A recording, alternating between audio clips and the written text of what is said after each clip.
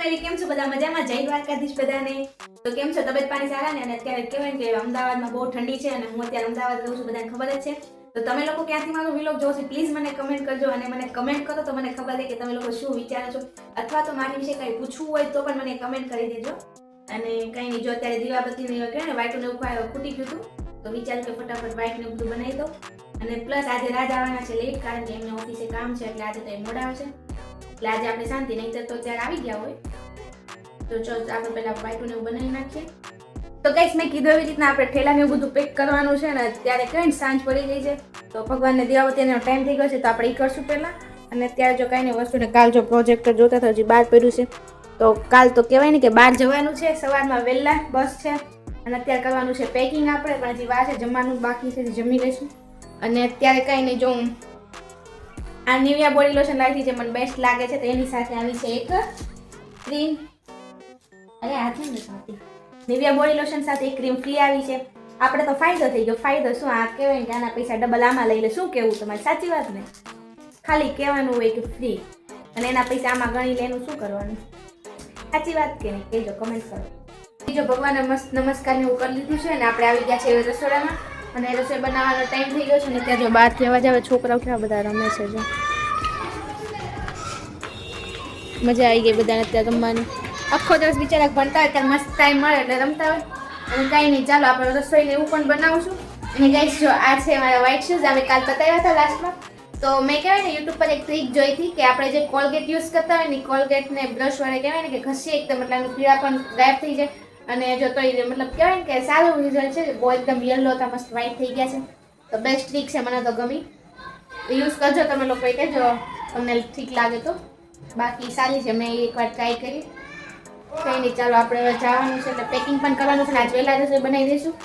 અને જે રાજ આવ્યા નહીં, કારણ કે આજે રાજના ઓફિસે કામ છે, તો હમણાં આવી જશે થોડીક વારમાં, જે આવ્યા નથી. અને આપણે આજ તો રસોઈનો ટાઈમ થઈ ગયો છે. કહેવાય ને સાદું સિમ્પલ જમવાનું બનાવી નાખ્યું છે, અને મતલબ બનાવું છું, થોડુંક બની ગયું છે, કારણ કે આપણે 2-3 દિવસ માટે બહાર ગામ જવાનું ખબર જ છે. તો અત્યારે કહેવાય ને શાકભાજીનું બધું લાવવું તો પડ્યું રહે, તો કંઈ થાય નહીં. અને અત્યારે જો હું તમને બતાવું તો મારા દેવરજીને રોટલી ખાવી હતી એટલે એની હાટું રોટલી કરી, અને આ થોડીક પડી હતી અને થોડીક હતી, તો આને આવી રીતના જો મેં કટકા કરી લીધા છે.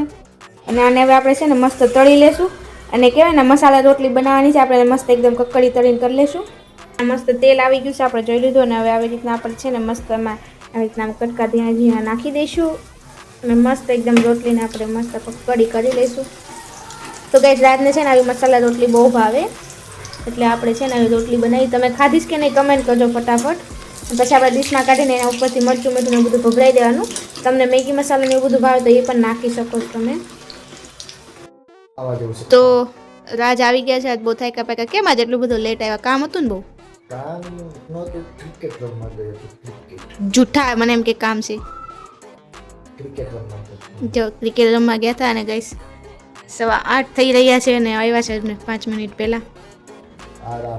અને મને કે મને પગ ને હાથ ને એવું કશે ક્રિકેટ રમીને આવીને કે દુખે તો ખરે જ નહીં યાર. કેમ નો દુખે? દરરોજ રમતા હોય તો નો દુખે. ક્યારેક રમો એટલે હું છે ભાઈ પગ દુખે તોય હું આમ નહોતો વધારે રમતો. મેં કીધું છે બહુ રમીશ ને તો પગ દુખશે. શનિ રવિ ને સોમ બગડશે મારે, એટલે હું બહુ નો રમતો, ખાલી આમ ચૂચુક કરી. એક તો ગાઈસ મેં કીધું તેમ હજી મારે પેકિંગ કરવાનું બાકી છે, અને જમવાનું બાકી છે. મને બહુ ભૂખ લાગી છે અને માથું ચડ્યું છે મને. તને ચાલો તો આપણે આજે જમી લઈએ. આજે જ જમી લઈએ. આજે જ. હા, આજે જમી લઈએ. આજે જ જમી લઈએ. પછી નો જમતા.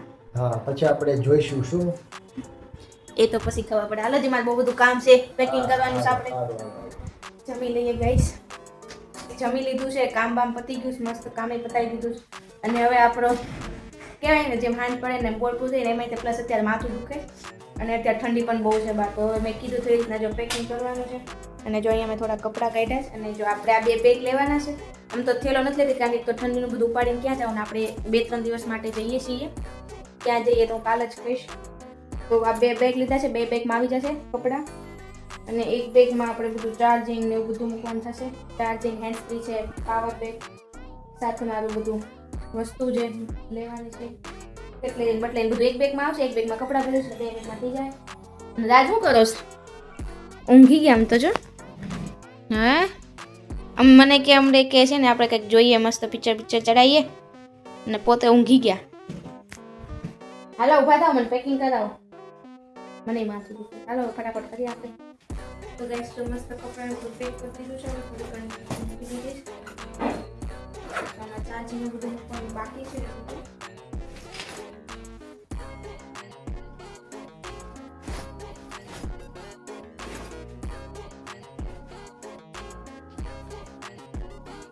અને રાત મસ્ત ખસ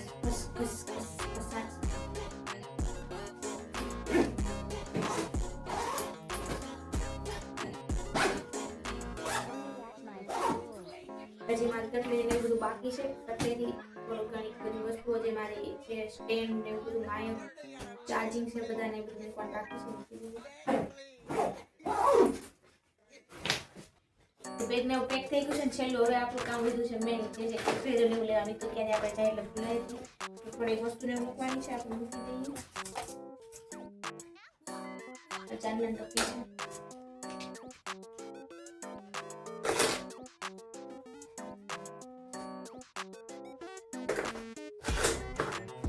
જો બેઠેલાને બધું તૈયાર કરી લીધું છે અને આજ માટે બસ એટલું જ છે. જો પેકિંગ બધું કરી દીધું. 2 મિનિટ અવાજ ન કરો. તો ગાઈસ મસ્ત જો પેકિંગ થઈ ગયું છે. મસ્ત બેઠેલાને પેક કરી દીધું છે અને બધું મૂકી દીધું છે વ્યવસ્થિત. અને કાલ સવારની વહેલા બસ છે એટલે હવે આપણે સૂઈ જઈશું. આજ માટે બસ એટલું જ છે.